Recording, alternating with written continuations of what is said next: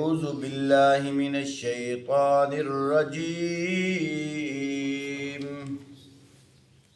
بسم الله الرحمن الرحيم. وأوحي إلى نوح أنه لن يؤمن من قومك إلا من قد آمن فلا تبتئس بما كانوا يفعلون. اور فرمایا نوح علیہ السلام پر وحی کی گئی کہ تمہاری قوم میں سے جو لوگ ایمان لا چکے ہیں وہ لا چکے ہیں، اب کوئی ماننے والا نہیں ہے، ان کے کرتوتوں پر غم کھانا چھوڑ دو. وَاصْنَعِ الْفُلْكَ بِأَعْيُنِنَا وَوَحْيِنَا وَلَا تُخَاطِبْنِي فِي الَّذِينَ ظَلَمُوا إِنَّهُمْ مُغْرَقُونَ. اور ہماری نگرانی میں ہماری ہی وحی کے مطابق ایک کشتی بنانی شروع کر دو، اور دیکھو جن لوگوں نے ظلم کیا ہے ان کے حق میں مجھ سے کوئی سفارش نہ کرنا، یہ سارے کے سارے اب ڈوبنے والے ہیں.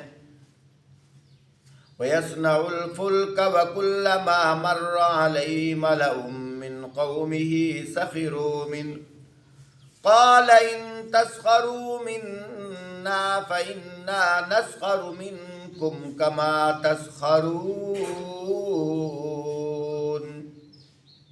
اور نوح علیہ السلام کشتی بنا رہے تھے.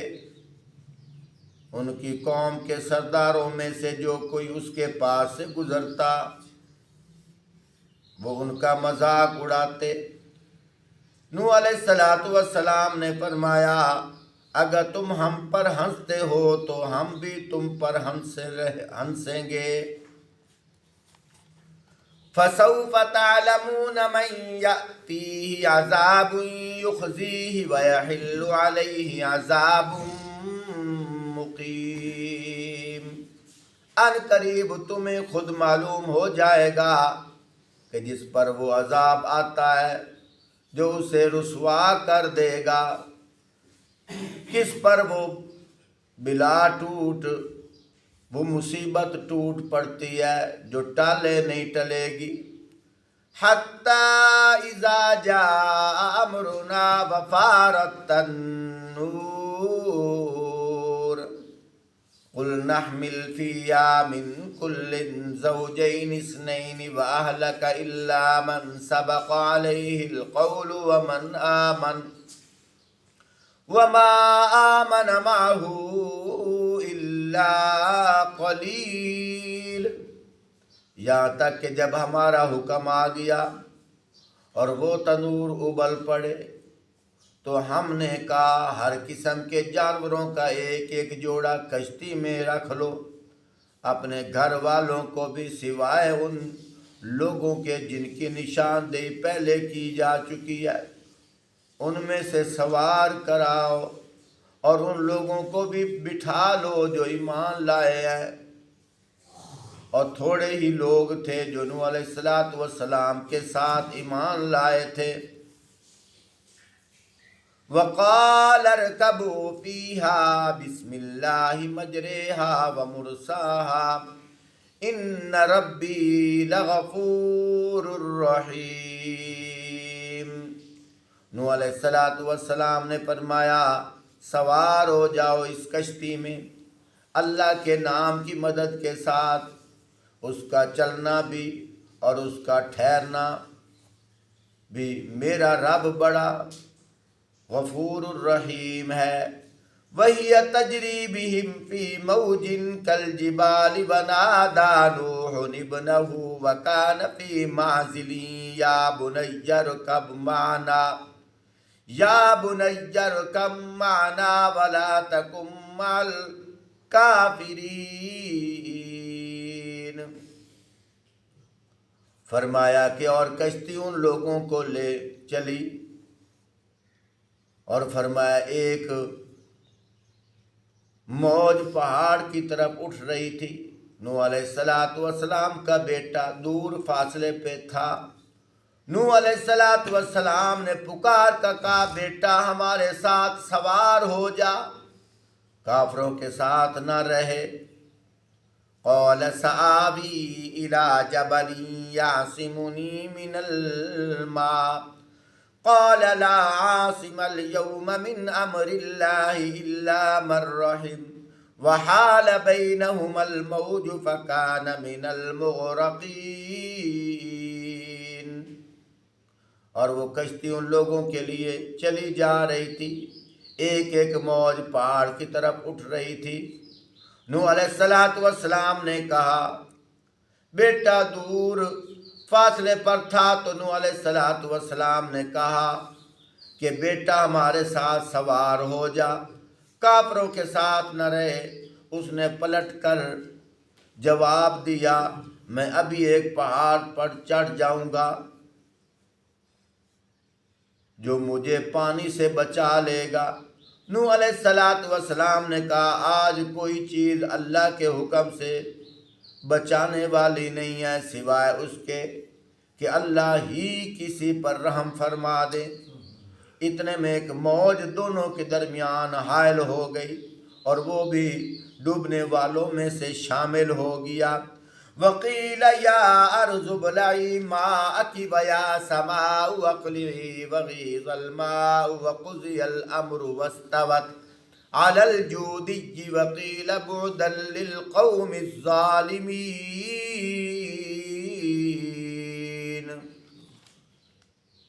اور حکم ہوا کہ اے زمین اپنا سارا پانی نگل جا، اے آسمان رک جا۔ چنانچہ پانی میں فرمایا پانی زمین پر بیٹھ گیا، فیصلہ چکا دیا گیا۔ کشتی جودی پہاڑ پر رہ گئی اور کہہ دیا گیا کہ دور ہوئی ظالموں کے لیے۔ وَنَادَى نُوحٌ رَبَّهُ فَقَالَ رَبِّ إِنَّ ابْنِي مِنْ أَهْلِي وَإِنَّ وَعْدَكَ الْحَقُّ وَأَنْتَ أَحْكَمُ الْحَاكِمِينَ۔ نوح علیہ السلام نے اپنے رب کو پکارا، کہا اے رب میرا بیٹا میرے گھر والوں میں سے ہے، تیرا وعدہ سچا ہے، تو سب حاکموں سے بڑا بہترین فیصلہ کرنے والا ہے۔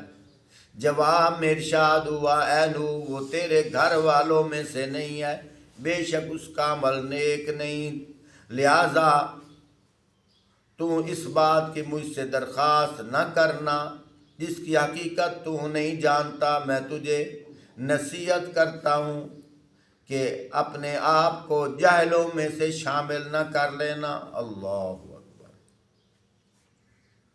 قال رب انی اعوذ بک ان اسألک ما لیس لی به علم والا تغفر لی وترحمنی اکن من الخاسرین۔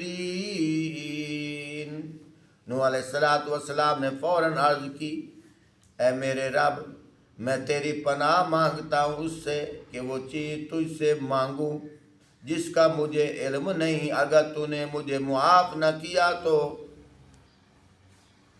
اور رحم نہ فرمایا تو میں برباد ہو جاؤں گا۔ اللہ اکبر۔ محترم سامعین، آپ نے قرآن پاک سنا، اس کا ترجمہ سنا، مختصر تشریح کرتا ہوں اور فیصلہ آپ پہ چھوڑتا ہوں، خود اندازہ لگاؤ۔ نوح علیہ السلام نے 950 سال دعوت دی، اور نوح علیہ السلام کون تھے؟ تھوڑا سا اونچا بولو۔ اللہ کے نبی تھے۔ باتیں ذہن میں رکھنی ہیں۔ دعوت کتنا عرصہ دی؟ 950۔ کیا دل چاہتا تھا؟ سارے لوگ مسلمان۔ کیا کڑن تھی کہ سارے ایمان والے ہو جائیں، مسلمان ہو جائیں، اور کتنا عرصہ محنت کرتے رہے؟ 950۔ اور تھے کون؟ تینوں باتیں ذہن میں رکھو۔ میں پھر دہراتا ہوں، شاید کہ آپ کے طفیل وہ لوگ جن کا یہ ذہن ہے کہ نبی مختار کل ہوتا ہے، نبی کے اختیار میں ہوتا ہے۔ ایک منٹ کے لیے سوچو، نبی تو 950 سال محنت کرتا رہا. لوگ کہتے ہیں نبی کے اختیار میں ہے. اگر نبی کے اختیار میں ہوتا تو نبی تو اپنے بیٹے کو کلمہ نہ پڑھا سکا. اللہ قرآن میں فرما رہے ہیں نبی اپنی بیوی کو کلمہ نہ پڑھا سکا، بیوی بھی جہنم میں چلی گئی. اللہ، میں پڑھوں گا قرآن. اور کتنا عرصہ؟ 950 سال. تشریحات بہت ساری ہیں، بس 3 ہی باتوں پہ تھوڑی سی روشنی ڈالتا ہوں. ان لوگوں کے ہاں دست بستہ گزارش کرتا ہوں جو جہلیت میں پڑے ہوئے ہیں، جو کہتے ہیں کہ یہ نبیوں کے ولیوں کے گستاخ ہیں. حالانکہ نبی تو کون ہوتا ہے؟ مختار کل ہوتا ہے. ان کی مرضی، تقدیر کا بٹن اوپر کر دیں نیچے کر دیں. ان سے میں پوچھتا ہوں، ایک منٹ کے لیے سوچو، یہ قرآن کا ایک نام ہے فرقان. جائز اور ناجائز کے درمیان فرق ڈالتا ہے، حلال حرام کے درمیان فرق ڈالتا ہے. یہ قرآن خود فیصلہ کر رہا ہے، نبی کے اختیار میں کچھ نہیں. اور پھر نبی نے اپنے بیٹے کو ڈوبتا ہوا دیکھا. نبی اللہ سے دعا کر رہا ہے، یا اللہ اسے تو بچا لے. اللہ پاک نے فرمایا میرا نبی اب دوبارہ دعا نہ مانگنا. اب دوبارہ دعا نہ مانگنا. تو کہتا ہے کہ میری آل میں سے ہے، ہم نے تو تیری آل سے بھی اس کو نکال دیا ہے. خود اندازہ لگاؤ، 950 سال نوح علیہ السلام دعوت دے رہے ہیں. 80 یا 82 مسلمان ہوئے. اور مسلمان کون ہوئے؟ جو غریب غربا ہیں. اور قوم کے سردار کہہ رہے ہیں اے نوح ہم تیرے اندر کچھ نہیں دیکھتے مگر وہ لوگ جو تیرے ساتھ غریب غربا ہیں، جن کو پوچھنے والا کوئی نہیں ہے. ہر دور میں اس طرح ہوا ہے. نبی پاک صلی اللہ علیہ وآلہ وسلم کے زمانے میں مکہ کے سرداروں نے یہی کہا تھا کہ ہم کلمہ پڑھنا تو چاہتے ہیں، لیکن ہم یہ آر محسوس کرتے ہیں کہ جب بھی ہم آئیں تو تمہارے ساتھ غریب غربا بیٹھے ہوتے ہیں، جن کے پاس 2 ٹائم کھانے کی روٹی نہیں ہے، وہ تمہارے ساتھ بیٹھے ہوتے ہیں. ان کو اٹھا دو، ہمیں اکیلا سناؤ. قرآن پاک کے اندر آتا ہے نبی پاک صلی اللہ علیہ وآلہ وسلم نے اس نیت سے کہ چلو یہ تو اپنے ہیں، یہ تو ان کو میں جس حال میں بھی رکھوں یہ مجھے چھوڑیں گے نہیں. مجھے ان پہ ناز ہے، مجھے ان پہ مان ہے، مجھے ان پہ فخر ہے، یہ مجھے نہیں چھوڑیں گے. چلو میں ان کو کچھ دیر کے لیے اٹھا دیتا ہوں کسی طریقے سے. یہ جو مکے کے سردار ہیں یہ کلمہ پڑھ لیں. یہ ہے قرآن، یہ ہے توحید. کاش کے لوگ سمجھ جاتے، کسی طریقے سے لوگ کلمہ پڑھ لیتے. آپ صلی اللہ علیہ وآلہ وسلم نے منع کر دیا کہ جتنی دیر یہ بیٹھے ہیں اتنی دیر تم میں سے ادھر کوئی نہ آئے. سمجھ بھی آ رہی ہے؟ تم میں سے کوئی نہ آئے. کیونکہ حضور کو پتہ تھا یہ اپنے ہیں، یہ غصہ نہیں کریں گے. تھے تو غریب غربا، اس لیے تو انہوں نے کہا نا ان کو اٹھا دو. توجہ کیجئے، وہ سائڈ پر ہو گئے، لیکن غیب کی چابیاں اللہ کے پاس ہیں، تقدیر کے فیصلے اللہ کے پاس ہیں. یہ تو اٹھ گئے. ایک غریب غربا آدمی گھر میں بیٹھا ہوا تھا، صرف غریب ہی نہیں بلکہ نابینا تھا. دل کے اندر حب آئی، پیار آیا کہ میں نے یہاں بیٹھ کے کیا کرنا ہے، چلو باقی ٹائم میں حضور کے پاس گزارتا ہوں. اس ارادے سے لاٹھی ٹیکتا ہوا آ گیا. سبحان اللہ. اب اس کو تو پتہ نہیں تھا، اور اس کو چلانے والا کون ہے؟ اللہ. اللہ نے ان کی عظمت حضور کو بتانی تھی کہ میرے محبوب میرے ہاں ان کی عظمت ہے. یہ تو کہتے ہیں غریب غربا ہے، میرے ہاں ان کی عظمت ہے. لاٹھی ٹیکتے ہوئے آ گئے. اگر 1 منٹ کے لیے دیکھا جائے مجھے یوں لگتا ہے کہ نبینا جب لاٹھی ٹیکتا ہے تو نہیں پتہ لگتا کہاں لگ رہی ہے، نہیں پتہ چلتا.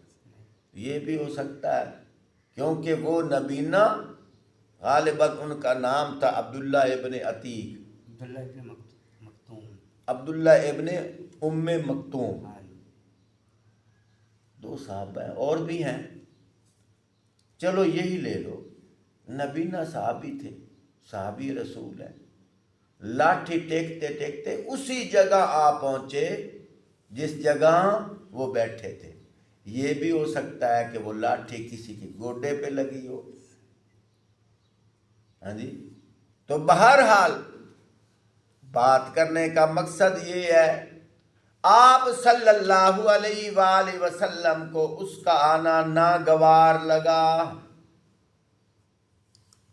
اور ماتھے پہ تیوڑ آ گئے. اور تیوڑ ہمیشہ غصے میں آتے ہیں، محسوس کرنے میں آتے ہیں کہ میں نے روکا تھا یہ کیوں آ گیا.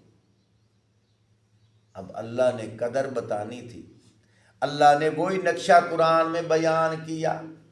فرمایا عبس وتولی ان جاءہ الاعمی. اعمی عربی کے اندر اندھے کو کہتے ہیں. اللہ نے وہی نقشہ بیان کیا.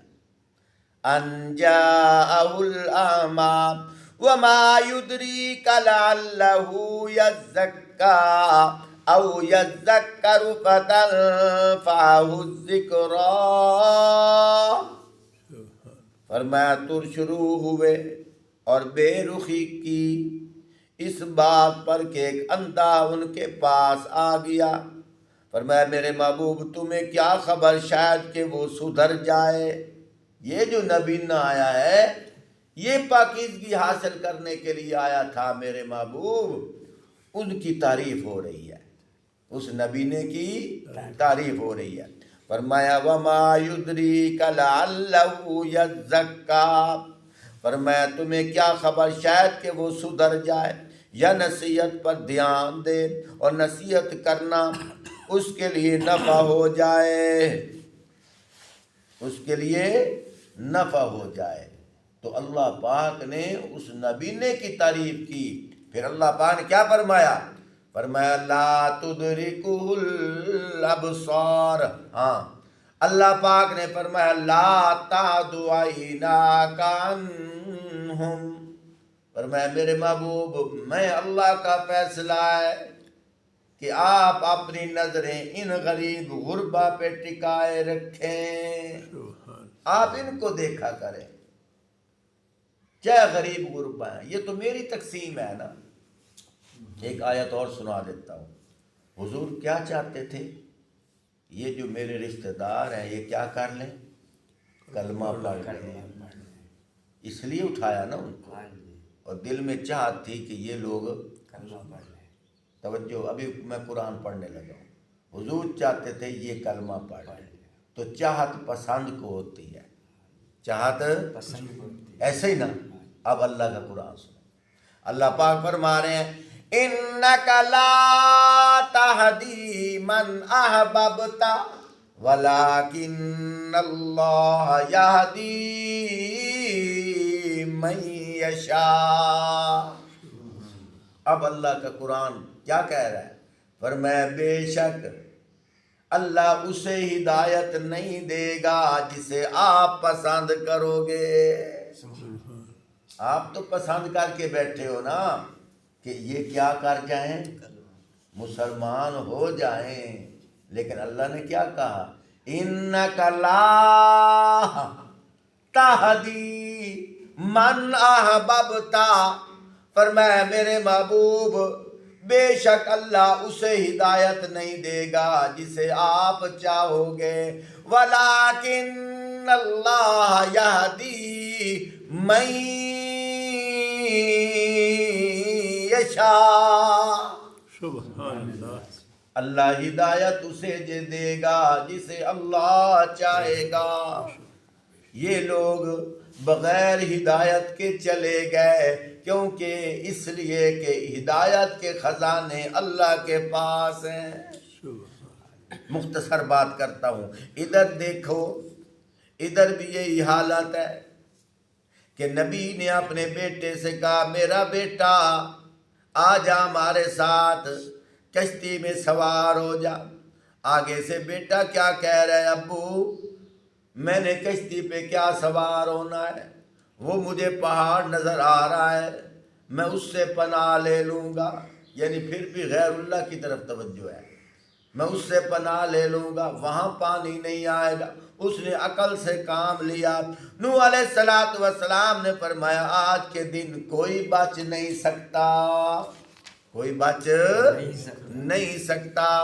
آگے توجہ کیجئے، جب نوح علیہ السلام نے دیکھا کہ میرا بیٹا پانی میں غرق ہو رہا ہے، نوح علیہ السلام اللہ سے دعا کر رہے ہیں، وَنَادَى نُوحٌ رَبَّهُ فَقَالَ رَبِّ اِنَّ ابنی،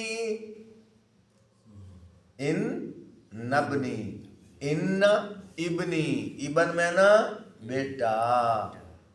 نوح علیہ السلام کہتے ہیں، وَنَادَى نُوحٌ رَبَّهُ فَقَالَ رَبِّ إِنَّ ابْنِي مِنْ أَهْلِي وَإِنَّ وَعْدَكَ الْحَقُّ وَأَنْتَ أَحْكَمُ الْحَاكِمِينَ۔ نوح علیہ السلام نے کہا اپنے رب کو پکارتے ہوئے، اے رب میرا بیٹا میرے گھر والوں میں سے ہے، تیرا وعدہ سچا ہے، تو سب حاکموں سے بڑا بہترین حاکم ہے۔ آگے سے اللہ نے جواب کیا دیا، قال یا نوح انہ لیس من اہلک انہ عمل غیر صالح فلا تسألنی ما لیس لک بہ علم انی اعظک ان تکون من الجاہلین۔ فرمایا ارشاد ہوا، اے نوح تیرے گھر والوں میں سے نہیں ہے، بے شک اس کا عمل نیک نہیں، لہذا تو اس بات کی مجھ سے درخواست بھی نہ کرنا، اب اس کی ہدایت کے لیے مجھ سے دعا بھی نہ کرنا۔ اللہ اکبر، درخواست بھی نہ کرنا جس کی حقیقت کا تجھے پتہ نہیں ہے۔ اب یہی بات ہم کہیں تو لوگ کہتے ہیں یہ کون ہے، گستاخ ہے۔ یہی بات ہم کہیں کہ نبی کو غیب کا علم نہیں ہے تو لوگ کیا کہتے ہیں، یہ گستاخ ہے۔ تو اب اللہ خود کہہ رہا ہے، اللہ خود فرما رہے ہیں، کیا فرما رہے ہیں کہ اے میرا نبی اس بات کا تجھے پتہ نہیں، اللہ خود کہہ رہے ہیں۔ پھر اللہ پہ تہمت لگاؤ، اللہ پہ فتویٰ لگاؤ، کیا نعوذ باللہ اللہ نبی کی گستاخی کر رہا ہے۔ ارے بھائی یہ گستاخی نہیں، یہ شان صرف اللہ کی ہے، یہ شان صرف کیا شان کہ غیب کا علم صرف اللہ کے پاس، آدھا مانا نہ کرو، صرف اللہ کے غیب کا علم صرف اللہ جانتے ہیں، صرف اللہ جانتے ہیں۔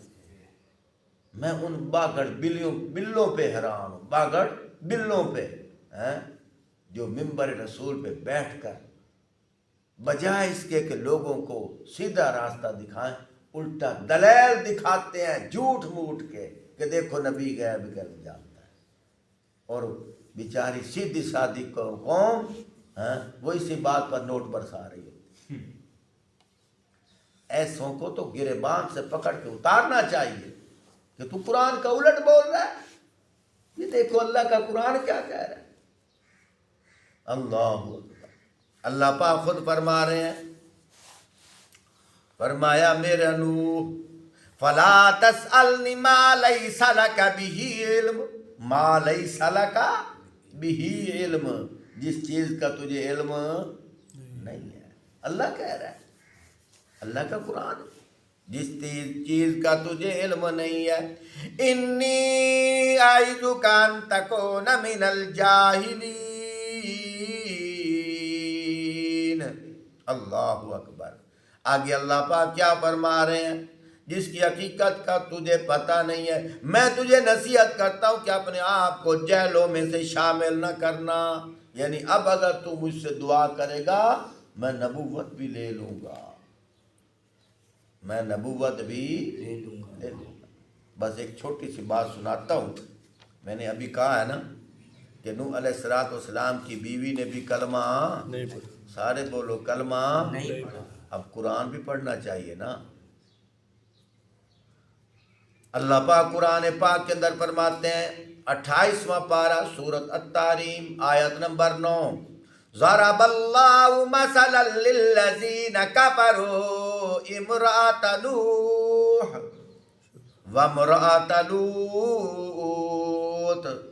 اللہ پاک مثال دے رہے ہیں، کیا فرما رہے ہیں؟ فرمایا اللہ کافروں کے معاملہ میں نوح علیہ السلام اور لوط علیہ السلام کی بیویوں کے مثال بطور مثال کے پیش فرما رہے ہیں۔ کس کی بیوی؟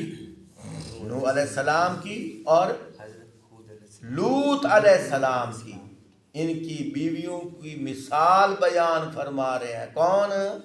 اللہ پاک فرما رہے ہیں۔ معلوم یہ ہوا کہ صرف نوح علیہ السلام کی بیوی عذاب کی لپیٹ میں نہیں آئی تھی، لوط علیہ السلام کی بیوی بھی آئی تھی۔ اللہ خود فرما رہے ہیں، یہ اللہ اپنی قدرت کی نشانی بتا رہے ہیں، دیکھنا۔